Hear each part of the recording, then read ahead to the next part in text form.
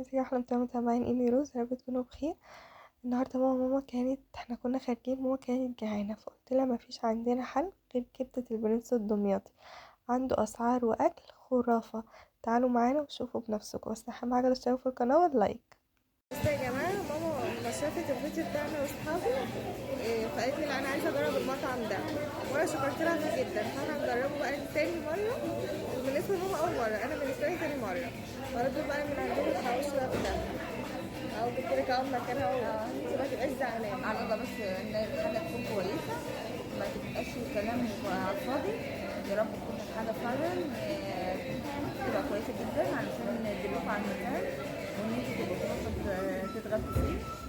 وعلى الله مع ان كل مره بسمع صوتها بروح بالي، يا ربنا يستر المره دي. والله يا جماعة ابدا، والله العظيم هي مش ما جربتوش. هي من نوع اللي ايه، لو قلت لها على حاجة لا احنا ممكن نعملها احسن. بس والله بجد هو حلو، واحنا هنجرب بقى دلوقتي مع بعض ونشوف دلوقتي هنعمل ايه. هنستنى والميه هنستنى ونشوف الطلبات وهي جايه ونازله ومين الكاتب الغطاس، وانا هقول لكم بصراحه. والله حلو. هنشوف دلوقتي. احنا دلوقتي في مطعم كبدة البرنس عندنا في زندان سرور، في وش دمشق على طول، اوله سوبر ماركت الوردة البيضاء.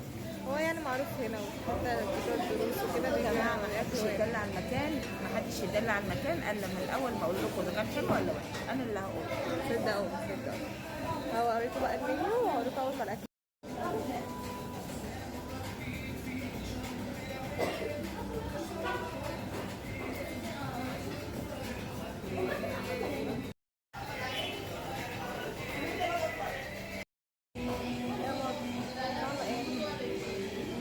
دلوقتي حاجات الان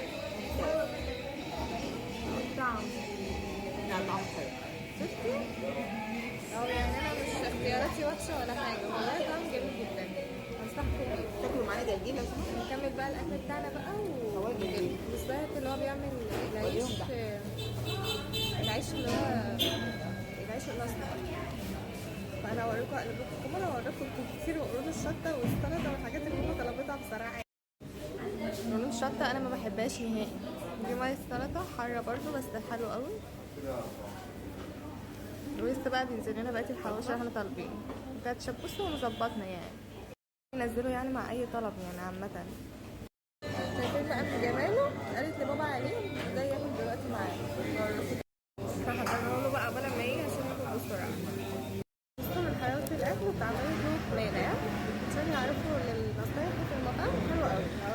مين بقى كان بيصلح حاجات الاكل كل شويه نطلب كماله.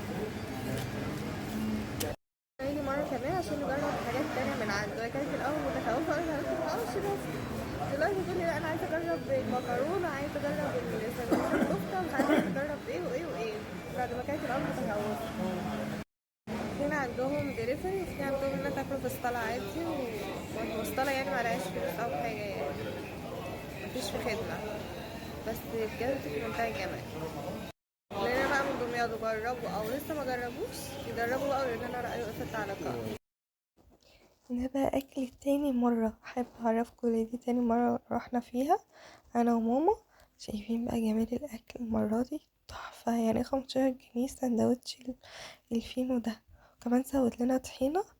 طنط كانت عامله لنا قدرة قادر بقى، خدتها معايا وانا مراحة عشان ماما تدوق بقى منها وتدوق عمايل ايد طنط. دي كده تالت مرة اللي احنا هنيجي فيها، بس بصراحة الأكل هنا جميل جدا جدا جدا، وهكتب لكم العنوان وكل حاجة بالتفصيل. اللي حابب بقى يجي من دمياط، اللي جاي برضه زيارة لحد هنا في دمياط وحابب المكان يكون فيه، أنصحكم بالمكان دوت. وانا هكتب لكم العنوان وكل حاجة بالتفصيل تحت في صندوق الوصف او تعليق مثبت.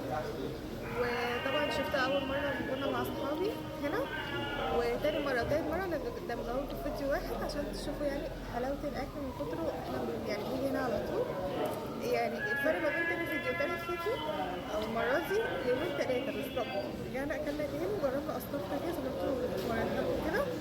برضه بقى رأينا هو كل شوية بقى تقول لا 10 على 10 10 على 10 ماما. لا جميل، جميل جميل جميل، اكل جميل جدا، طعم جدا جدا. ادعي لي بقى عشان كنت بعرفة لك على مكان انت كنت عمالة متخوفة. متخوفه.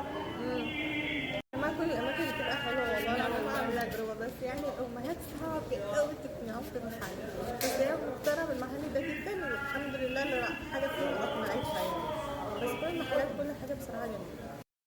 كده كنا نهاية جولتنا في مطعم البرنس الدمياطي. يا رب الاكل يكون عجبكم واسعاره تكون حلوه، واشوفكم بقى في فيديو جديد، ومتنسوش الاشتراك في القناه وتفعيل الجرس عشان يوصلكم كل جديد، واهم حاجه اللايك. يلا سلام.